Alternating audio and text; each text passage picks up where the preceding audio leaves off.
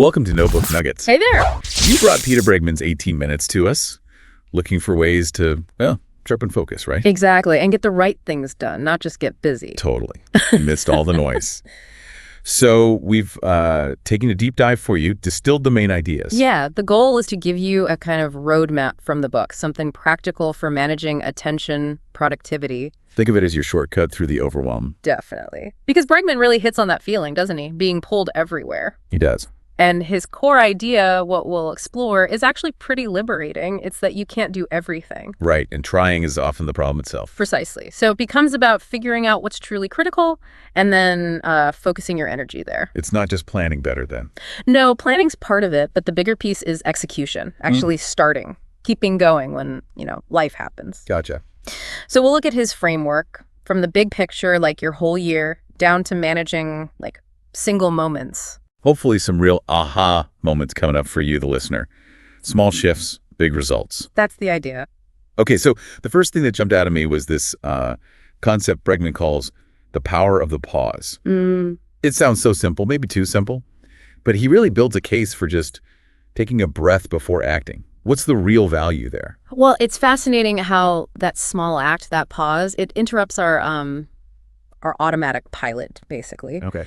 Bregman argues it's key for avoiding mistakes, definitely, but also for building mental stamina, increasing productivity long-term. How so? That pause creates space. Yeah. Space for more considered thought. Maybe you spot an innovative solution you'd miss if you were just rushing. Like that Gmail undo send feature he mentions. Exactly. Perfect example. Even a few seconds can save you, right? Yeah. But it's deeper than just catching typos. Right. You said it goes beyond errors. He talks about shifting from emotional reactions. Yeah, to more rational decision making. Think about when you get, a stressful email or a sudden demand. Panic mode sometimes. Right. Your gut reaction might be stress or just firing off a quick, maybe not so great reply. Guilty. Bregman says pausing lets you assess objectively. Prioritize your response. Make a better choice. It's like a negotiator taking a moment before reacting to an offer. Okay, strategic stillness. I like that.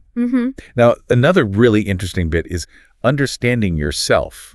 Not just strengths, which, everyone talks about. Right. But also acknowledging, even using your weaknesses. That feels counterintuitive. How does that work? Yeah, it's a really key point about self-awareness. He's not saying ignore weaknesses, but understand them, and then strategically build around your core strengths. Focus on what you're good at.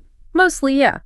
He suggests putting the vast majority of your energy, maybe 95%, onto about 5 big goals that really play to those strengths. That helps limit choices, I guess, which is another theme. Exactly, but the weakness part, it's about context. Okay. A trait seen as a weakness in one situation might actually be an asset somewhere else. Can you give an example, like how that might actually play out? Sure. He uses the example of someone with a very black and white way of seeing things. Okay, could be seen as rigid. Right. Maybe lacking nuance in some settings, but in the specific context of pushing through complex health reform projects, that clarity, that sort of unwavering focus Became a strength. became a powerful driver for change. By understanding that tendency and applying it where it helped, they turned it into an asset. So it's about knowing yourself, warts and all, and finding the right place to apply those traits. Precisely.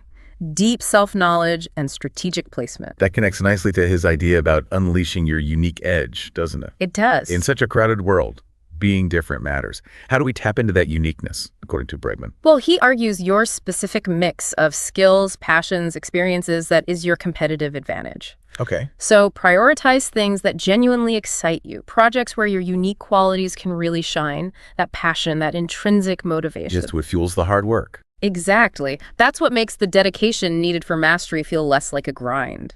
Think of, top musicians or athletes practicing for thousands of hours. They love it, mostly. Right. That love sustains the commitment. And part of that journey involves, failure, setbacks.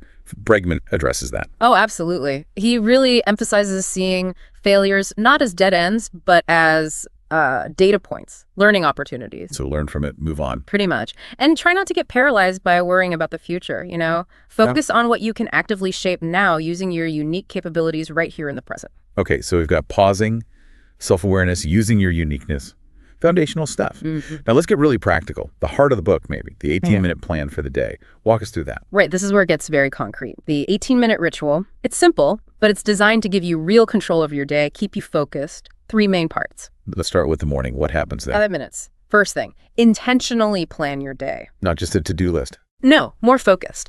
Identify the key priorities, like the 1 or 2 things that if you get them done, the day feels like a win. Okay. And crucially, schedule them.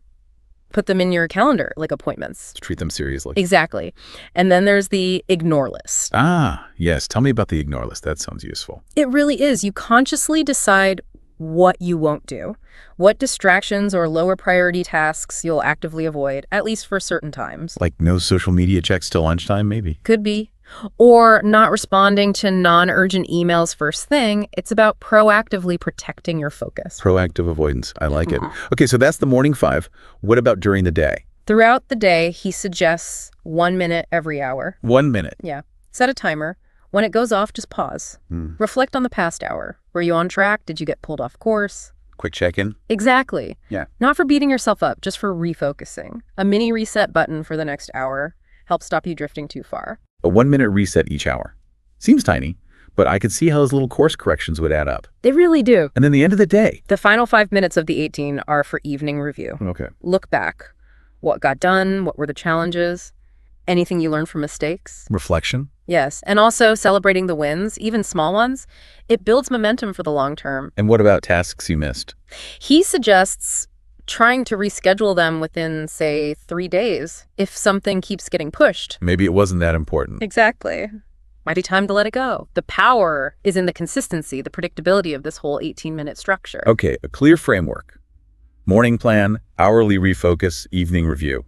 Got it. But even with the best plan, life throws distractions at us constantly. How does Bregman suggest we tackle those? Yeah, fighting distractions needs conscious effort. He offers a few tactics. One is shaping your environment. Like tidying your desk. Could be. Or turning off notifications, finding a quiet spot, making focus easier physically. Makes sense. What else? Making tasks more engaging. Gamify them, maybe? Set small rewards, break big things down, and boundaries. Clear boundaries with others about when you need uninterrupted time. A knock first policy, perhaps? Important, but sometimes hard to enforce. True. And interestingly, he also suggests that sometimes allowing yourself a small, timed distraction... Wait, allowing a distraction? Yeah, like 5 minutes on social media, schedule. It can sometimes help you resist the constant urge to drift, and then you get back to the main task more easily. Counterintuitive, but maybe worth trying. The key, he stresses, is starting small with any of these strategies. Build the habits gradually. Right. Small steps. So it's about environment, engagement, boundaries, and managing our own urges. Pretty much. Creating the conditions for focus inside and out. Okay, the book's title includes Get the Right Things Done. Emphasis on done. What's Bregman's take on execution? Ah, yeah, crucial point. Planning's vital, sure. But he says the real hurdle where things often fall apart is execution. Actually doing the work. Starting it and keeping the momentum going, great plans mean nothing without action. And often, getting started is blocked by perfectionism. Yes, he tackles that head on. Says aiming for perfect right out the gate leads to procrastination. Paralysis. So what's the alternative? Embrace good enough, especially at the start. Focus on just taking small, imperfect steps. Get something down. Anything. Exactly. Progress comes from doing, from learning as you go, not waiting for perfection. Don't let perfect be the enemy of good or done. You got it. Which also ties into his view on multitasking. Right, he's not a fan, is he? Definitely not. Calls it a myth. Our brains don't truly multitask. We just switch focus rapidly back and forth. Which is inefficient. Very. Increases stress, raises error rates, lowers quality. He's a strong advocate for single tasking. One thing at a time. Fully focused. Yeah. Eliminate distractions, set time blocks. And again, aim for that imperfect action on one task instead of trying to juggle many perfectly. Focus. Single tasking. Imperfect action. Oh, Imperfect action. Okay. What about just getting started? When you feel totally stuck? Inertia. Bregman has some reassurance there. He says we often think we need way more motivation than we actually do to begin. Really? Yeah. His advice, focus on the absolute smallest first step. Tiny. If it's writing something, just open the document. If it's exercise, just put on your running shoes. Lower the bar right down. Exactly.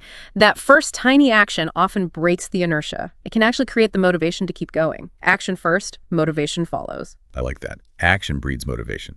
And he also mentioned environment again, how surroundings affect action. He does. Emphasizes making it easy to do what you need to do and harder to get distracted. Friction for bad habits, smoothness for good ones. Basically, yeah. Optimize your space for focus. Even small tech hurdles can put people off, so make the path clear for the important stuff. Smart. Simple tweaks. Big difference. And finally, protecting that focus requires boundaries, right? Saying no. Absolutely essential. Learning to decline non-essential things. Protecting your time from interruptions. Interruptions really kill productivity. They do. It takes time to get back into the flow, so saying no is key. And related to that, he talks about using transition time strategically. Like the time between meetings. Yeah, or before starting a big task. Taking even a few minutes to plan or mentally prepare can save time overall. Prep time saves execution time. Right. And conversely, if you're avoiding a task, shorten that transition. Just jump in quickly to overcome the procrastination urge. Gotcha. Okay, wow. Lots of practical stuff there. Definitely. So to sort of wrap it up, Peter Bregman's 18 Minutes offers this really insightful, practical toolkit.